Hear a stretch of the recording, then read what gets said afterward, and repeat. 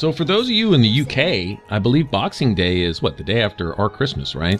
And it's time to send and receive gifts, and it's all very jolly and everything. But here in Skyrim, Boxing Day is a time to walk into the Bannered Mare and start busting people in their face.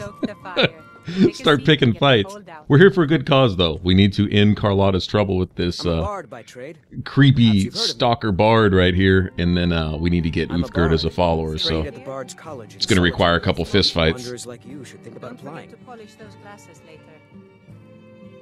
Carlotta put you up to this, didn't she? I'm sorry, but that fiery widow is mine. She just doesn't know it yet. This perv. I don't have to take that from you. Round one.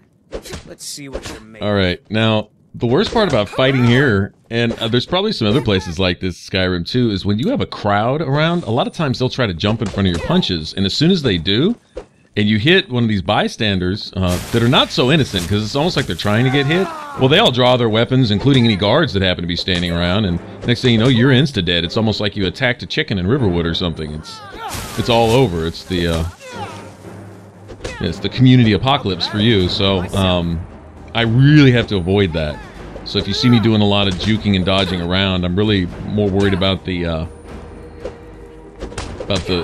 innocent bystanders than I am this freaking bard. Although I admit I do kind of take a sick pleasure in kicking this bard's ass because, well, he's a bard. I'm not a real big fan of bards.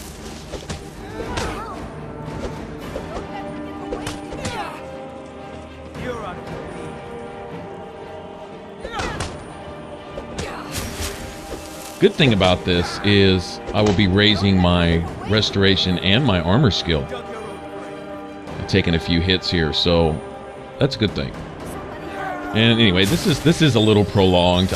Honestly, I was skeptical about even including this because I'm like, well, I don't know, maybe you guys don't want to see me, you know, stick and move these two people here in the Bannered Mare, but you know, it's all good. It's part of the game. Might as well. It is a little funny anyway. Alright, so once we take care of this bard here, then we can go collect basically a money reward from Carlotta, who just wants to be left alone, or at least doesn't want this creepy dude stalking her. And then we'll have Uthgerd, and she is my favorite follower. She's sitting back here in the corner. Well, she was. I mean, she's probably standing around watching now. Make sure I don't inadvertently hit her in the face either. And then we can go on about our business. She'll be with me a good portion of the game. She'll just be with me the whole game, even once we out-level her. I believe her level cap's at 20. It's all kind of hidden off in the background with your followers, but a lot of them have a level cap. Some of them much lower. If you wonder why some are stronger than others, well, odds are it's when you hired them and took them out to adventure with you on the kind of damage they're able to take and do, all right? Because they're going to be limited on the things that, you know, like if it's a mage or something that you hire, be limited on the spells they can cast and what have you. You might go off into, oh, geez, you know, a master level area, you know, something, you know, in the 40, 50 plus range, and you have a follower with you that's still summoning anything from familiars to flame atronachs, and you're like, well, why don't you do something stronger? Well, that's where their skills and their level is capped, basically. I believe that's how that works. But most importantly, it's where their health caps, and a lot of them, when you go up against the much stronger enemies, they just can't really hang. Well, Uthgerd, regardless, she just seems to be able to hang forever because she's just such a beast. The trick is giving her a sword and shield. And apparently her actual set skills are higher in block and one-handed than they are in two-handed, although she comes with the default two-handed weapon.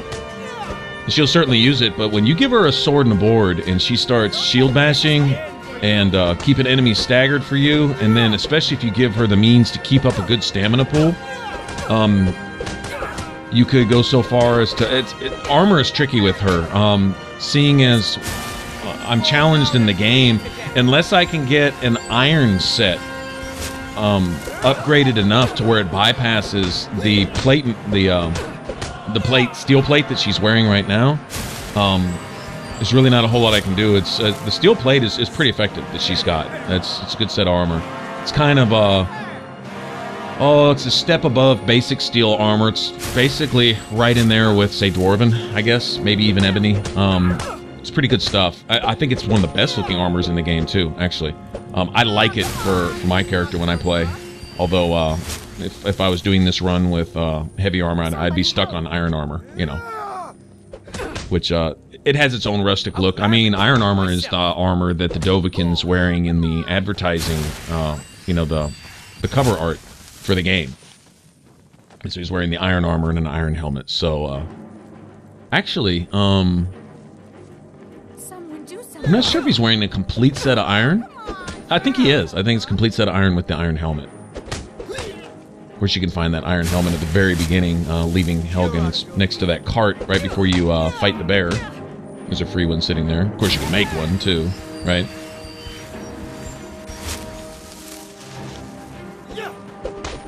But, anyway. Alright, so, like I say, unless much later when my blacksmithing skill gets high enough, I don't think iron actually ever overtakes the steel plate. It might. I might try it. Look at the steel plate base stats, because the steel plate she's wearing is not upgraded. So, I don't know, I'll take a look at it. Let's see. Interesting to see Uthgerd in a full iron set. But give her one with stamina regen, and maybe some kind of health boost, and then give her a weapon with absorb stamina and or absorb health if your enchanting skill's high enough. Give her a dual enchanted weapon. If she can keep her health up, I think health would come first with her, obviously keep her on her feet. Basically allows her to take more hits, pretty much. And then stamina regen on top of that to where she can shield bash more often. That's the thing, that's her one key thing as a sword and board warrior, is the ability to shield bash. That's what's gonna come into play with your fights more than anything else. So, kind of keeping up with my philosophy is the tank's job is not to do damage, it's to take damage. And to take it well, and take lots and lots of it, you know. Just brush it off like it's nothing. It's nice when the Draugr Death Lord is sitting there pounding away on your follower, and your follower is just like, what is this fly that keeps landing on my shoulder? What is this mosquito that keeps biting me? You know, just brushing it off. That's pretty cool. And she's going to need to take that kind of attention much later in the game, because, you know, you get in with the Draugr, and instead of just the regular Draugrs, it's nothing but Wights and Scourges and Death Lords. That's all you have. And, yeah, it gets pretty nasty, especially when they start packing the ebony weapons and start one and two shotting you type of stuff. You're going to need your tank really to draw that kind of hate.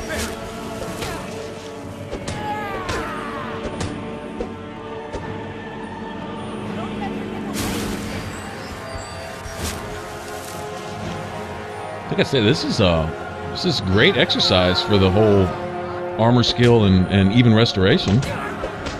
Both those go up a couple points during the course of this, but notice this is a really prolonged fight. Their health bar moves really slow. I mean, really slow. Interesting, even the NPCs all have legendary health bars, right? I mean, you know, on Novice, 2 or 3 hits and fight's over type of thing, right? You get up here and you got to pound away at somebody for an hour. But alright, we taught this bard a lesson. Stop stalking my friend, perv. Alright. Look at the colors. Look at the colors. I love that. They really characterize the Nords there, because the Nords aren't really used to magic. They kind of shun magic. And they've ostracized, you know, the people up there in the Winterhold College and stuff. They're not about all that. And so a few of them, when they see it though, like some of the Nord women, they'll say, "Ooh, all the pretty colors." Sure. My voice could use a rest. Yeah, I know it can. Just had to tell this dude to shut up one time. That's the polite way of saying, dude, why don't you shut up? You're saying it's garbage and you need to learn how to play your instrument. Go sit down somewhere. I really don't like bards. Alright. Think you can go blade to blade with me? You'd be dead in 6 seconds. The heat of the battle is the fire that forges the strongest blades. It's an old Nord proverb. That, and a true Nord never misses a chance to test her worth. You've been talking to those companions? Too hot-headed, they cried. Weak, pathetic cowards, the lot of them. It wasn't my fault. I told them over and over that it was an accident. They wanted me to prove my worth. So they threw me up against a young whelp of a lad, hardly old enough to grow his first chin hairs. I guess they thought a woman wasn't strong enough to hurt him. I didn't mean for him to die. Why would I want that? I just lost control. And why not? I could beat anyone in this city, barehanded. 100 gold says I knock your hide to the ground. Just fists. No weapons, no magic, no crime. Let's go. She's so awesome. Come on. Round 2. All right, here we go again. Believe it or not, she doesn't have a whole lot more health right now than that stupid bard does. Took almost as long to knock him out as it will Uthgerd. She hits a little harder though, I think.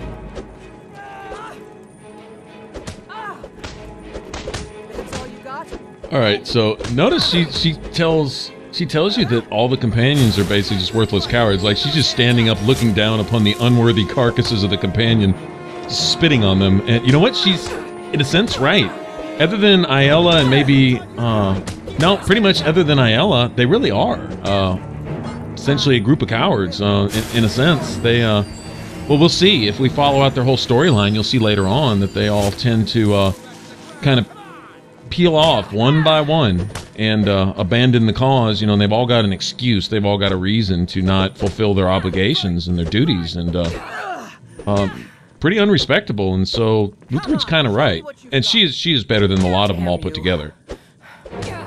She is an absolute badass. And what's even better is having her as a companion, right? Each NPC is going to have their own personality. The personality they gave her, she's really down to earth, right? And she's wise, and she's also tough, and she knows it. She's not cocky, she's just confident, right?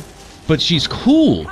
Like you'll ask to trade stuff with her, right? Go into the inventory, and she'd be like, well, what do you need to take? You know, like, I'm with you until you give me reason not to be. What do you need? It's yours, you know? We're in this together. And she's just cool like that. And that's how she comes across, and so she was almost instantly my favorite, and she kind of always has been. The only other one I'd really run with,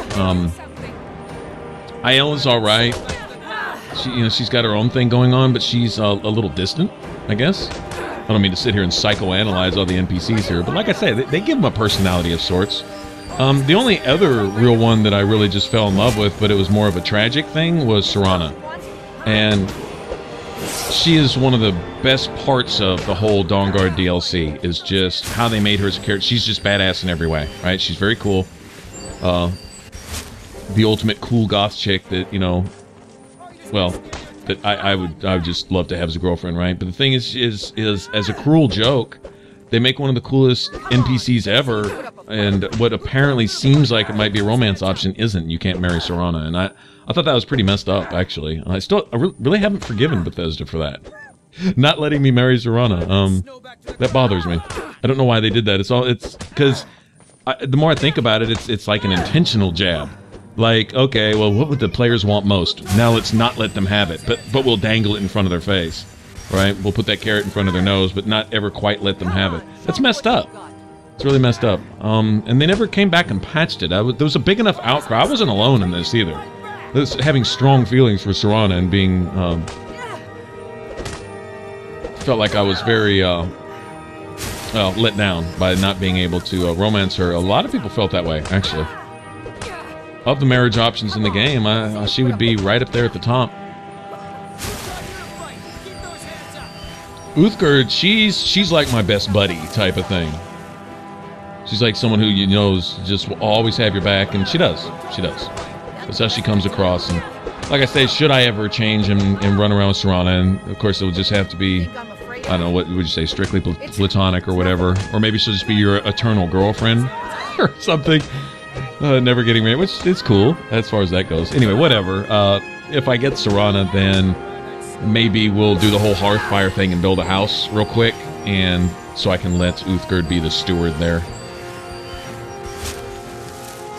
Which basically a house carl for your own private house, essentially, is how that works out. But of course, then again, if you just let her go, she'll just hang around Whiterun and just, you know, do her thing like she was. She's got her own house here, so it's not like she's not looked out for even when you're not carrying her with your party. Listen to this, it's like I'm actually worried about my NPC's welfare, but I am. She's cool, man. I'd love to meet the voice actress that did Uthgerd. I know she did several voices in the game, but really put a lot of personality into her. Great job, man. Great job. Alright. We're getting there.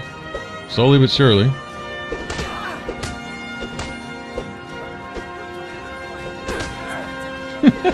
Just going at it.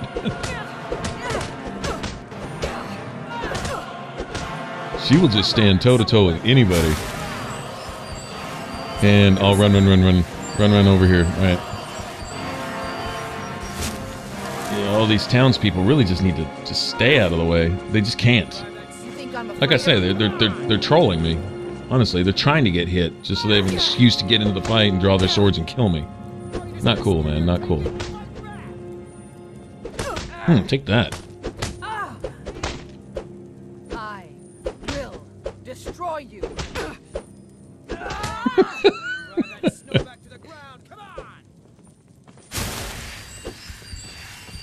Run. Get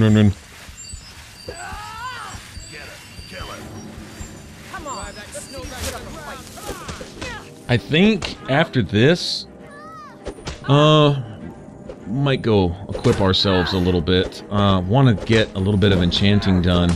As a matter of fact, it'd be good because we're going to do a little leveling. We'll level a little bit. Enchanting is still going up really fast. We'll go disenchant anything we can. Enchant some stuff that I've made and stuff. In between videos, just let you guys know is when I'm doing like my smithing and stuff. Nothing really quest related or anything.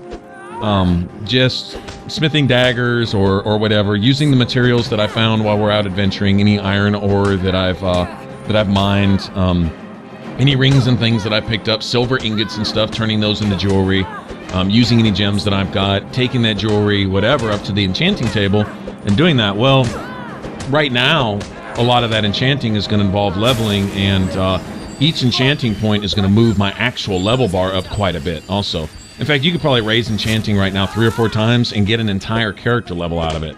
Or real close, you know. It counts a lot right now. It won't so much, obviously, later on once you get into, like, 30s, 40s, 50s and stuff. But for right now, it's all counting quite a bit. Notice we're leveling pretty quick. And we're fixing to be in the teens here, and we haven't even gone to fight our first dragon yet, so... And it's, you know, I'm not grinding. I'm not trying to level. I'm just playing. Just playing the game, so that says something about purposefully stepping off to the side, trying to level, trying to power level and all that. It's not necessary. You want power level, just play the game. You're gonna level, as long as you're doing stuff, as long as you're using your stuff, as long as you're fighting things, picking up things, crafting things, selling things, all that counts towards XP, so I honestly, I think that's kind of what they had in mind with Skyrim too. The whole leveling system is designed around using everything you've got, and it all counts. I have a sneaky feeling that this this whole basic leveling mechanic is going to play a big part of Fallout 4. I think they're going to lean heavily on this, because basically what the multiple copies of Skyrim that sold, and the number of people that play it and mod it and focus on this as a community, that tells Bethesda they did something right, okay? And so they're going to take what works, or what they feel works, and include that in their next game, obviously. So I can see a bit of this. I hope they just don't oversimplify it too much, because I like to manage some of my stuff. I like to manage more things than Skyrim gives me to manage, type of thing. Sure enough, I can put a point into health, magicka, or stamina. Then I can put a point into my chosen skill, and that's about all the brain work required in a build, unless you want to get off into crafting your gear and trying to mix and match your pieces and your enchantments to where they best complement your skills and stuff. But that would be in any other RPG anyway, so You know, it's not like they're giving us one thing to replace another. They took a lot of the thinking out of it. And I don't want to get into complaining, because I'm not. I mean, it's still a beautiful game, but I like to manage my character a little more than that, personally. I do.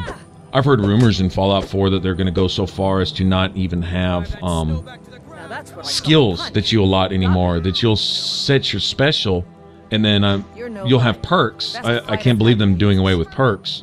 But then if you take away the skills, if you take away the stuff I put points into, I hope they replace it with something that has more consequence. Because, like, when you put points, it's just, what do I want to raise first? My lockpick or my science? Which one do I raise first? That's really all the choice you really make. So I hope they found some other way to bring in some meaningful, consequential actions where, you know, if you do this, then you don't get that. And if you do that, then you don't get this type thing when you level. That's what I really like. Because then you have to, you know, bring in the whole maximizing your character mentality and figure out a way to get the most out of each level. And that's what I'm really all about. Wisdom? You don't really know a woman till you had a strong drink and a fist fight with her. Let's not waste any time. Need something. And that's it, man. She's down with you. Let's not waste any time. Shit, what are we waiting for? Let's go do it. Point me in that direction, and I'll go hit it. She's so cool, man. Can you tell I like Uthgard? Can you tell? All right.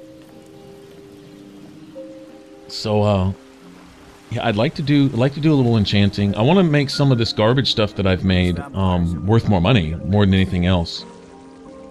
And so, it's really nice to pick up, you know, random, like, petty and lesser soul gems, which they'll eventually become common, greater, and grand soul gems later, right?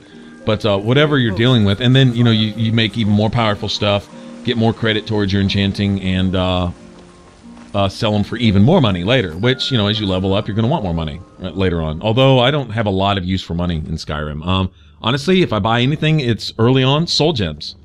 Usually before I even buy a house or any of that, I'm buying gems so I can enchant my own stuff.